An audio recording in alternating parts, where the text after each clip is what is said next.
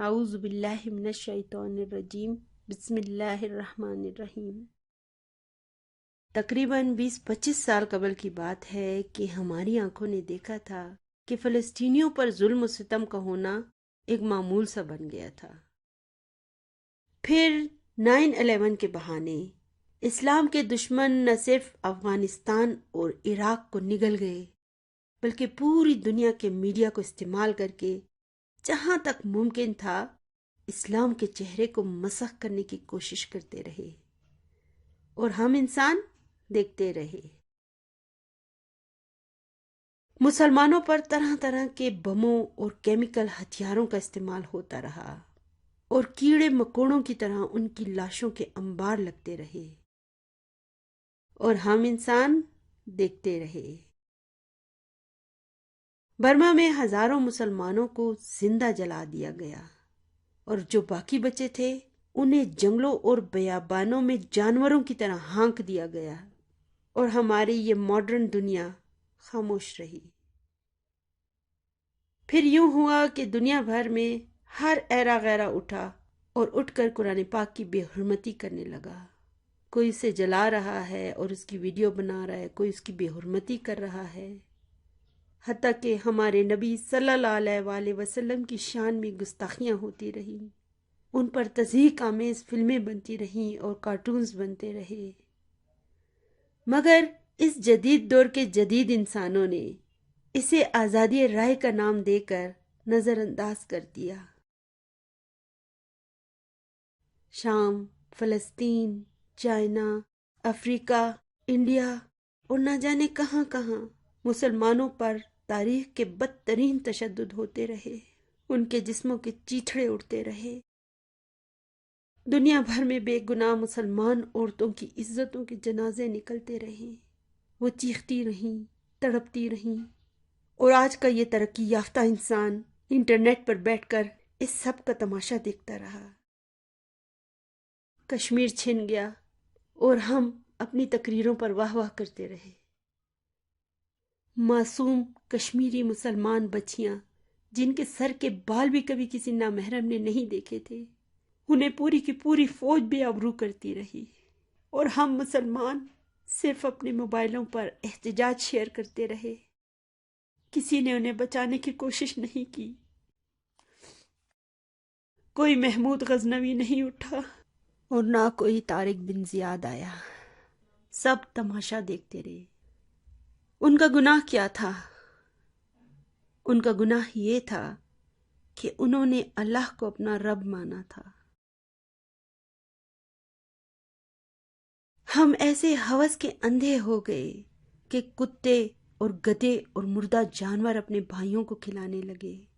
ہماری ننھی بچیاں اور بچے ہوس پرستوں کے ہاتھوں برباد ہوتے رہے، ٹکڑے ٹکڑے ہوتے رہے، اور آج کا ترقی یافتہ انسان صرف موبائل پر اسے شیئر کرتا رہا۔ انٹرنیٹ پر بے حیائی اور بدکاری دیکھنے کا عادی یہ انسان انسانیت کی تمام حدود کو پار کر گیا۔ باغی مسلمان عورتیں بھی اللہ کی حدود کو پھلانگتے ہوئے میرا جسم اور میری مرضی کے نعرے لگاتی رہیں۔ ہمارے ٹی وی ڈراموں اور فلموں میں اسلام کا چہرہ مسخ کرنے کی کوشش ہوتی رہی، مسلمان کی تذلیل ہوتی رہی، اور ہم سب مزے لے لے کر ان فلموں اور ڈراموں سے لطف اندوز ہوتے رہے۔ سعودی عرب میں دنیا کا فحش ترین شہر بننے لگا، کھلے عام بے حیائی کے کنسرٹ ہونے لگے، سینما ہال بننے لگے، دجال کا قلعہ بھی تعمیر ہو گیا اور ورلڈ آرڈر بھی نافذ ہو گیا۔ سارے حکمران شیطان کے غلام بن گئے اور عوام گونگی بہری مخلوق۔ دنیا میں زنا، بدکاری اور قوم لوط کے فعل کو لیگل کر دیا گیا، اور ہم نے کیا کیا؟ ہم نے اپنے دین کے ٹکڑے ٹکڑے کر دیے۔ ہر فرقہ دوسرے فرقے کا دشمن ہو گیا، کفر کے فتوے عام ہو گئے، شرک کے وائرس نے مسلمانوں کے دین کو تباہ کر دیا۔ کوئی کسی کو حاجت روا بنا کے بیٹھا ہے تو کوئی کسی کو۔ داڑھی اور حجاب ہمارے ہاں بھی دقیانوسی کی علامت بن گیا۔ ماں لونڈی اور باپ ATM مشین بن کر رہ گیا۔ بزرگ جو خاندان کے ماتھے کا جھومر ہوا کرتے تھے، اولڈ ہاؤسز ان کی پناہ گاہ بن گئے۔ غرض ہم اس دنیا کی اتنی بدترین مخلوق بن گئے جس کی مثال تاریخ میں ڈھونڈنے سے بھی نہیں ملتی۔ قوم لوط، قوم شعیب اور قوم عاد و سمود، ساری قومیں گناہوں میں ہم سے پیچھے رہ گئی، اور ہم تمام انسانوں میں سے بدترین انسان بن کر رہ گئے۔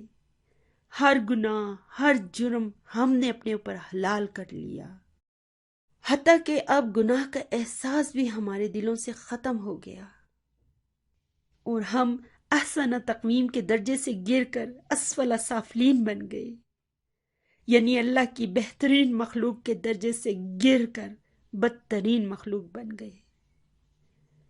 پر ہم بھول گئے تھے کہ ایک ذات ہمیں دیکھ رہی ہے، وہ ہماری رسی ڈھیلی کرتا گیا اور ہم ذلت کی گہرائیوں میں گرتے چلے گئے، حتیٰ کہ ہمارے ہاں بھی لوگ اپنی ماں بہن کے تقدس کو بھی پامال کرنے لگے۔ ہم کلمہ بھی پڑھتے رہے اور شرک کا بازار بھی گرم کر کے رکھا۔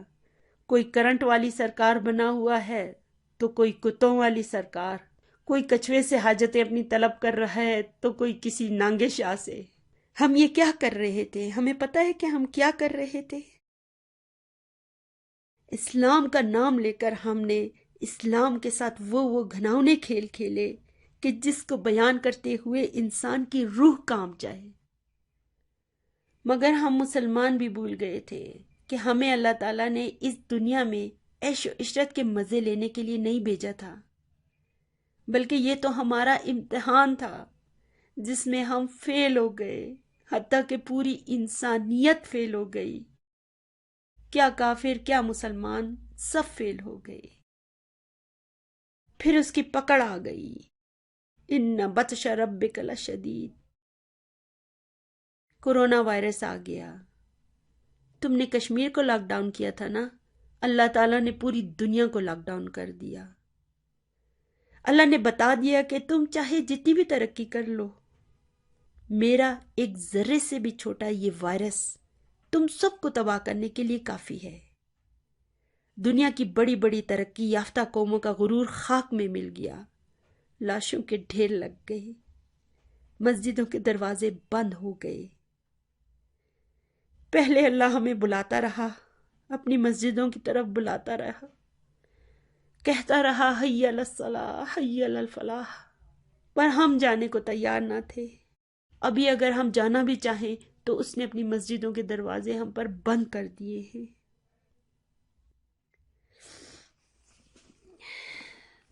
اس نے ہم جیسے بے حسوں اور نفس پرستوں پر اپنے گھر کے دروازے بند کر دیے ہیں، اور تو اور خانہ کعبہ اور مسجد نبوی کے دروازے بھی ہم پر بند ہو گئے۔ انسانیت کی تاریخ میں پہلی مرتبہ عمرہ پر پابندی لگ گئی، حتیٰ کہ حج بھی بند ہونے جا رہا ہے۔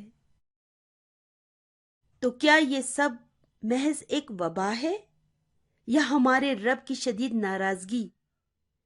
حیرت ہے، ابھی بھی مسلمان ہوش میں نہیں آ رہا، ابھی بھی وہ اپنے گھر پر بیٹھ کر ٹی وی، ڈراموں، فلموں، گیموں اور انٹرنیٹ پر اپنی نفس پرستی میں ہی پڑا ہوا ہے۔ اے خواب غفلت میں کھوئے ہوئے انسان، اب تو اپنے رب کی طرف پلٹ آ۔ اس کا وعدہ ہے ان اللہ یغفر الذنوب جمیعا، وہ تمہارے سارے گناہ معاف کر دے گا۔ تم اس کی طرف پلٹو، تو رجوع تو کرو۔ چلیے آئیے، اب تو ہم سب توبہ کر لیں۔ اب تو موت ہمارے سامنے کھڑی ہے، عبرت ناک موت، جس کا نہ کوئی جنازہ ہے، نہ نہلانا دھلانا، نہ کفن۔ انسانوں کو جانوروں کی طرح شاپنگ بیگوں میں لپیٹ لپیٹ کر قبروں میں پھینکا جا رہا ہے۔ حضرت انسان کی اتنی کثیر تعداد میں ایسی عبرت ناک موت کو تو اس زمین نے بھی کبھی نہیں دیکھا تھا۔ مسلمانوں، اب تو قرآن کو کھولو، اب تو دیکھو کہ تمہارا رب تم سے کیا کہنا چاہتا ہے۔ اور کچھ نہیں تو اس موقع پر قرآن پاک کی اس ایک آیت پر ہی غور کر لو۔